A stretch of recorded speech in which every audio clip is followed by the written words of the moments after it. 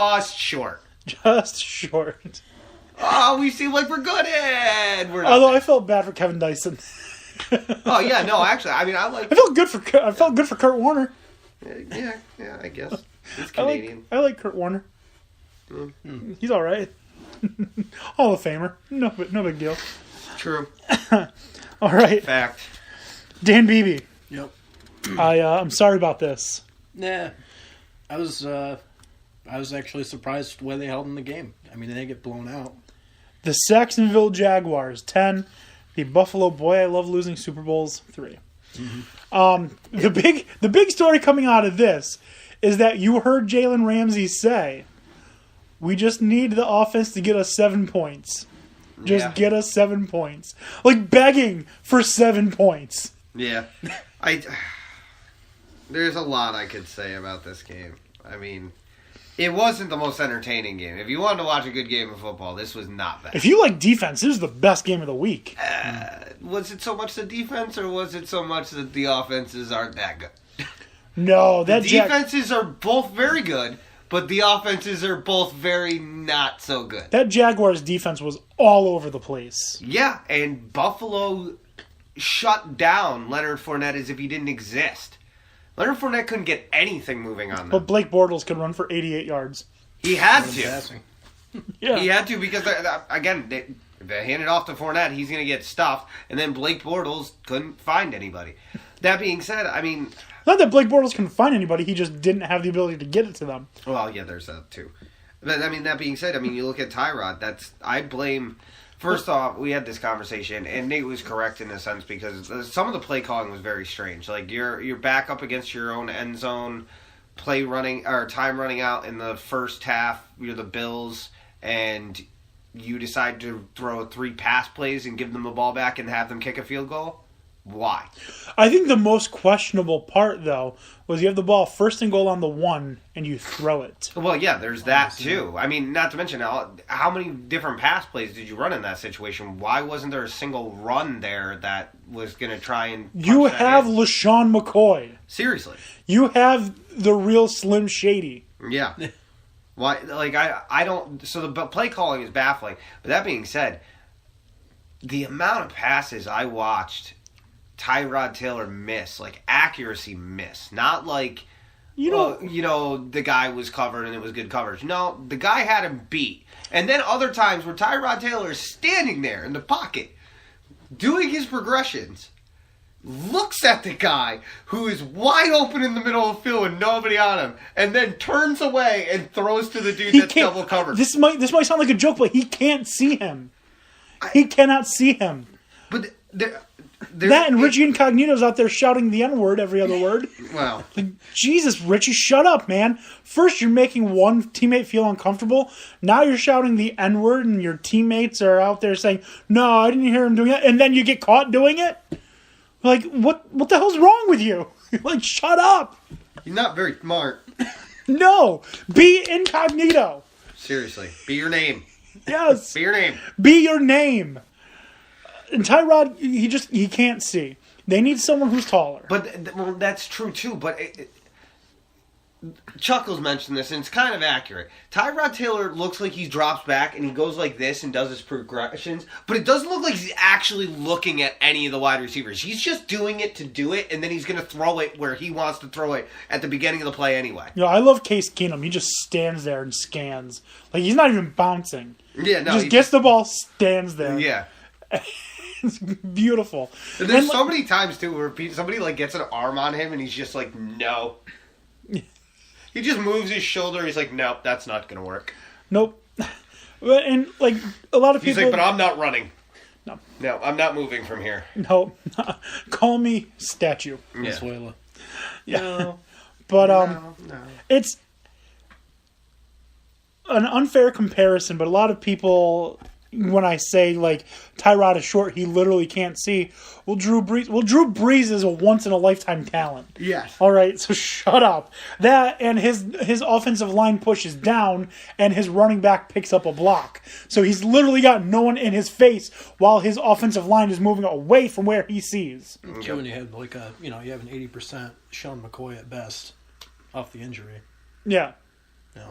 Yeah, that's true too. That doesn't it doesn't help the argument. I mean, you also I don't think injuries are as significant when both teams have been riddled with injuries. Leonard, you can say the same thing. Leonard Fournette missed 4 games. Leonard Fournette was injured. I don't know how much. I mean, I'm sure there was some strain, but I also think that part of it was they didn't want to overexhaust Leonard Fournette because he even said he's like, this is a long season. He's like, this season is ridiculously long. He's like, I didn't realize how long it is when you start getting into the playoffs. He's like, this is not college football. Yeah, he's like, this beats the crap out of you. Yeah, so. Sorry about the Bills losing. That being said, I'd say if as a Bills fan to you, I said it to Chuckles and Nate.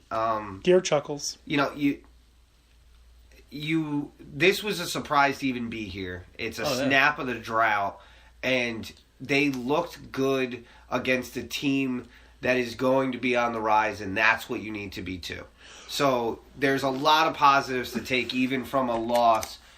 Because the game was pretty close. It really could have been won.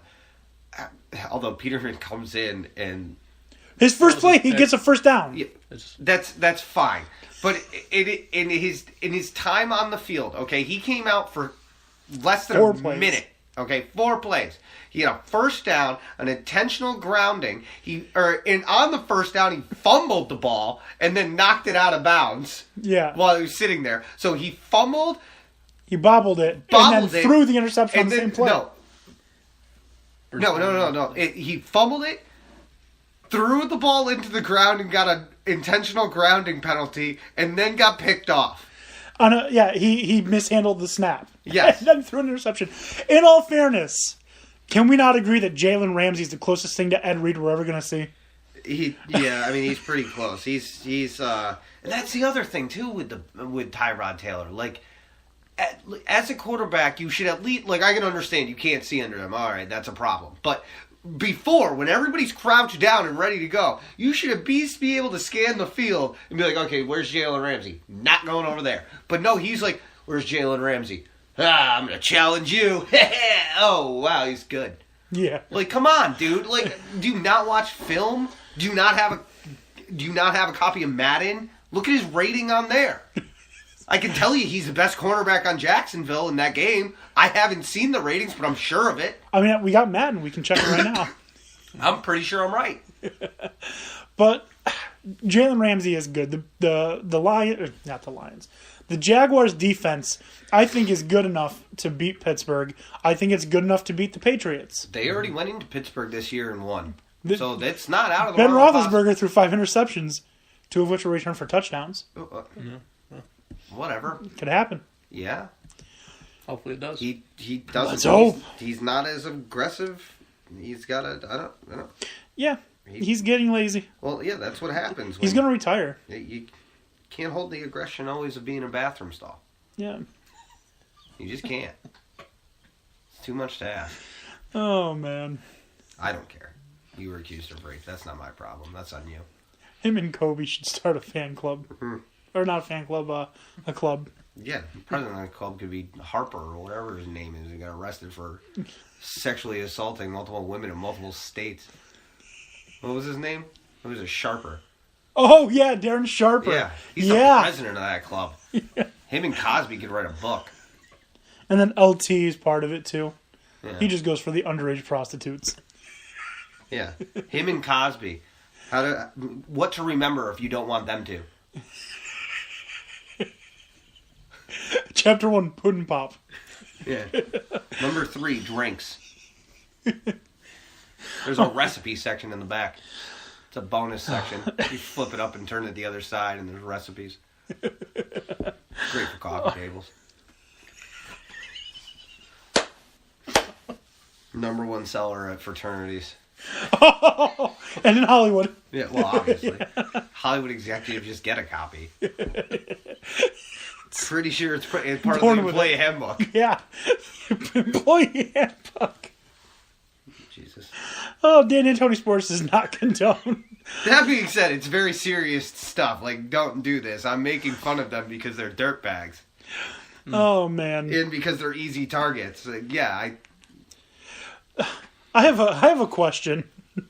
Roger Goodell, why is Joe Mixon allowed to play? No, because Joe Mixon plays on a pathetic team and his life can't get any worse unless he had to actually miss being there. If you're going to suspend Ezekiel Elliott, Joe Mixon needs to be suspended. No, because Joe Mixon's life gets better by not having to go to Cincinnati to work.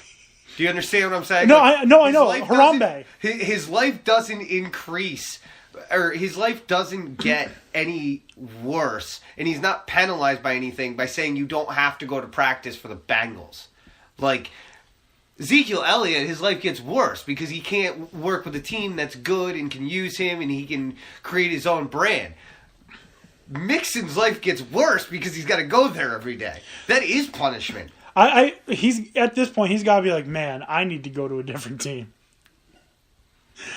Where's Jordan Dalton when you need her?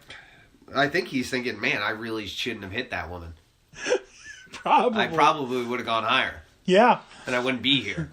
Damn it. It would be me with the Redskins and not Samaje. Even that would have been better. Yeah. All right. We got one more NFL game to talk about. That is Saints 31, Panthers 26, as I had touched on. I hope Cam Newton's eye is okay. Yeah. That was actually one of the more entertaining games. It's the eye of the Panther. I thought it was boring until the fourth quarter. Well, I mean, I guess that's where the entertainment factor came in. I mean, Kansas City, I should have watched that, but once Kansas City was up 14-0, I thought I knew where this was going, and I was like, my time's better used in a nap. But I woke up and I was like, what does that say? And I turned to Nate. I was like, how could you let this happen? What happened here? And he's like, me? I've just been saying. I was like, I don't want to hear your excuses. Michigan. Seriously. And he's trying to rag on me too the other day. He's like, you and your unfinished stadium. I was like, you want to know why we didn't finish the stadium? Because if we did, it'd be one more thing that we have over you. We wanted you to have something. Is the stadium unfinished? No, it's a horseshoe. It doesn't connect in the back. No, I know that. So, but was the plan ever to have it connect? No, it was never to have it connect. But he wants to say it's an unfinished stadium because the big house seats more people because it's the highest capacity stadium in the country. I was like, the reason we didn't do that. Fill it. Yeah, but the reason that we did that was so that you could still hold on to something when your team becomes the garbage it has become now. Seriously, yeah. Having the biggest stadium is great, but when your team doesn't win in it. Yeah, your team lost to a bunch of cocks. Literally. Oh, man, they got blown out by Penn State. They got beat by Ohio State. They got beat by Michigan State. How do you lose all three of those games? They lost to Appalachian State. Never forget. Yes. Never forget.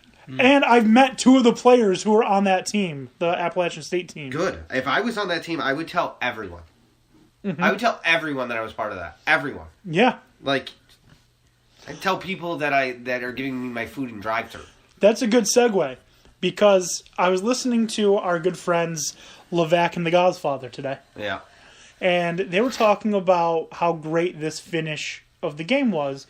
And then Gaz was saying, trying to rank his 5 best finishes to walk-off wins for a championship game. I want us to do that, but instead of it being a championship game, I want it to just be any game, any walk-off. I can give you 2 of my top 5 right now. Okay.